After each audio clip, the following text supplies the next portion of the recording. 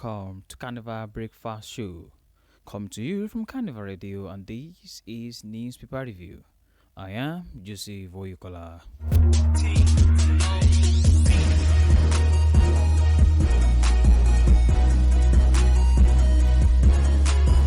On Newspaper Review this morning, I came with different newspapers, and each of the newspapers with interesting stories. I have Punch with me, I have Vanguard newspaper, I have Daily Post, I have The Nation. But to begin the news this morning, here are the headlines.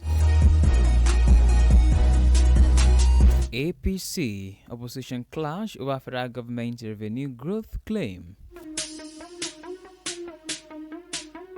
Cash-strapped Nigerians to tall loan apps face harassment, blackmail.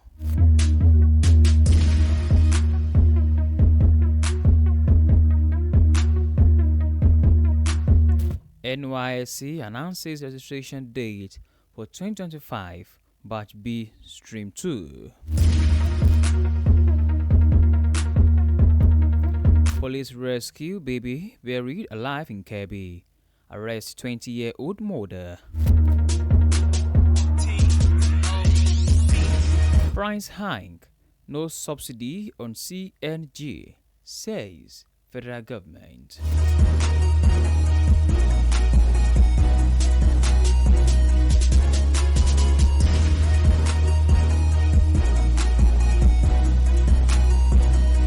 And now to the news and details. The All Progressives Congress and opposition parties on Wednesday clashed over President Bola Tinubu's claim that Nigeria has already achieved its 2025 revenue target, while the APC insisted that the president has placed Nigeria on the path of growth of economic recovery. The African Democratic Congress, Labour Party, the Nigerian People Party, and the Coalition of United Political Parties accused Tinubu of celebrating statistics while citizens struggle under severe economic hardship. Also, economists expressed skepticism about the president's assertion that the federal government had stopped borrowing locally, as he called for clarification from the managers of the economy. The expert pointed to the continuous debt market operation by the Debt Management Office and the Central Bank of Nigeria, questioning the president's assertion and its alignment with the current economic realities. For years, Nigeria has depended heavily on crude oil, which accounts for about 70% of government revenue and over 90% of foreign exchange earnings. Successive administrations have repeatedly promised to diversify the economy, yet all oil has remained the main source of revenue. In 2023, upon assuming office, President Tinubu launched a series of reforms aimed at repositioning the economy. Although the federal allocation to states have increased under Tinubu's administration, the impact has not been felt at the grassroots level. This news was sourced from the Punch newspaper. APC opposition clash over federal government's revenue growth claim.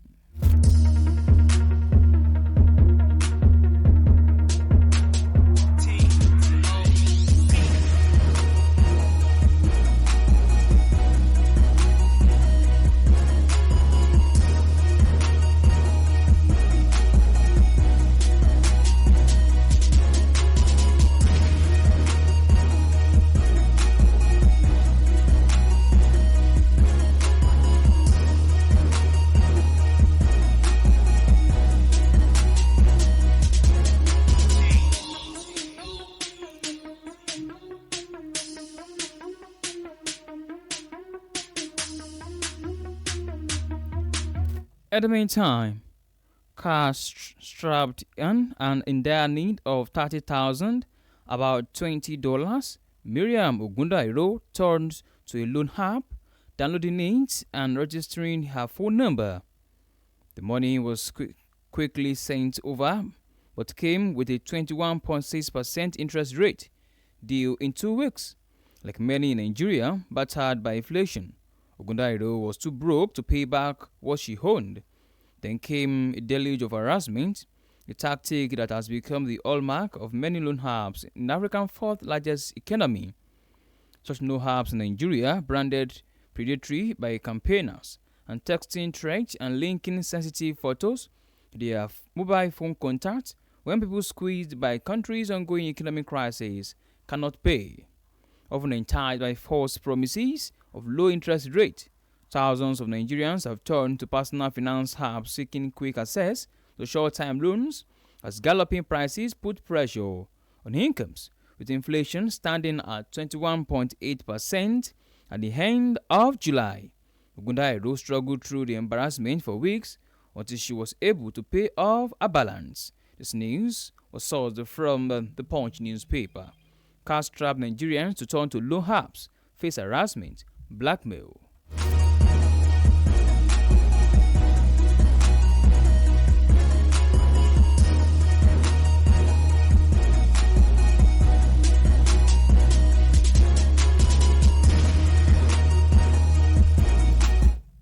In the meantime, the management of National Youth Service Corps NYC has announced date for commencement of registration for the 2025 Batch B Stream 2. The statement was shared on the X handle of the NYC on Thursday. NYC announced that 2025 Batch B Stream 2 registration will commence on Monday, 8 September 2025. The post, however, didn't state when the registration exercise would end. Newsmen report that National Youth Service Corps (NYC) is a scheme established in Nigeria in 1973 by the military administration of General Yakubu Gowon. The scheme was created as part of post-Civil War reconciliation effort with the aim of fostering national unity and integration among young Nigerians. The program mandates that graduates of tertiary institutions under the age of 30 serve the country for 1 year, during which they are deployed to states outside their region of origin.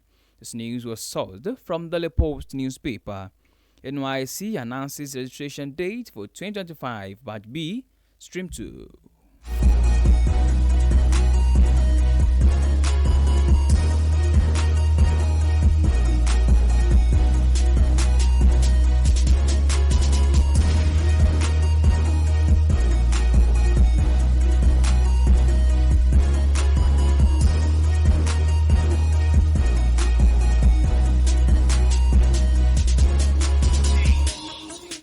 In another news, the Kebbi State Police Command has said it exhumed a baby buried alive in Kebbi State. Public Relations Officer CSP Nafiu Abubakar, in a statement, said a farmer, Alhaji Kabiru Muhammad, while working on his farm near the area, discovered a patch of disturbed soil resembling a fresh grave. The statement further added that, following investigation, the police promptly arrested a 20-year-old mother, Miriam Atiku, for allegedly attempting to kill a newborn baby girl by burying her alive in Kamba, down the local government area of Kebbi State. It said the incident occurred on June 25, 2025, when Miriam allegedly tied the baby's neck with wrappers, covered her mouth, and buried her in a shallow grave at Malam Yaro Bush. Commissioner of Police Bello Sani described the act as inhuman and unacceptable, reiterating the command's zero tolerance for child abuse, exploitation, and gender-based violence. He urged parents, guardians, and community leaders to protect children under their care and not compromise their future due to poverty or other pressures. Even as he commended the wife of the Kebbi State Governor, Hajiya Zainab Nasiri Idris, for supporting the welfare of the rescued baby and praised Alhaji Kabiru Muhammad for his timely intervention. This news was sourced from the Vanguard newspaper. Police rescue baby buried alive in Kebbi. Arrest 20-year-old mother.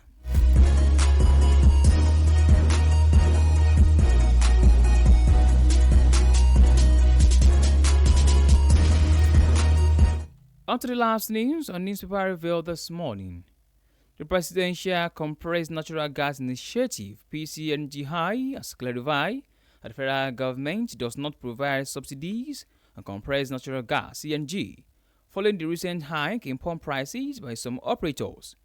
In a statement yesterday, PCNG High explained that pricing decisions are solely at the discretion of private sector players, while stressing that government agency will continue to guard against exploitation of consumers.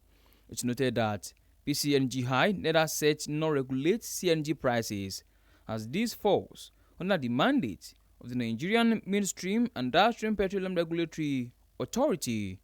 It emphasized the era of EPAC subsidies that crippled the PMS and Hago sector will not be replicated in the CNG market. Instead, the CNG sector is being developed as a transparent, investment-driven market where healthy competition will drive costs down over time. This news was sourced from the Vanguard newspaper.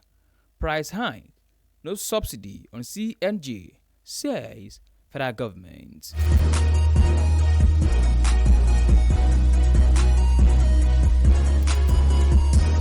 To bring the newspaper review to a close this morning, here is the recap of headlines. APC, opposition clash over federal government revenue growth claim. Fast-strapped Nigerians to turn to no apps face harassment, blackmail. NYC announces registration date for 2025 Batch B Stream 2. Police rescue baby buried alive in Kebbi. Arrest 20-year-old mother. Price hike, no subsidy on CNG, says federal government. And with that, we've come to the end of newspaper review. Thank you very much for listening. You can download Carnival Media app from Google Play Store and Apple iOS. You can also check out our website at www.carnivalmedia.ng. My name remains Joseph Oyokola. Good morning, and please do well to enjoy the rest of your day.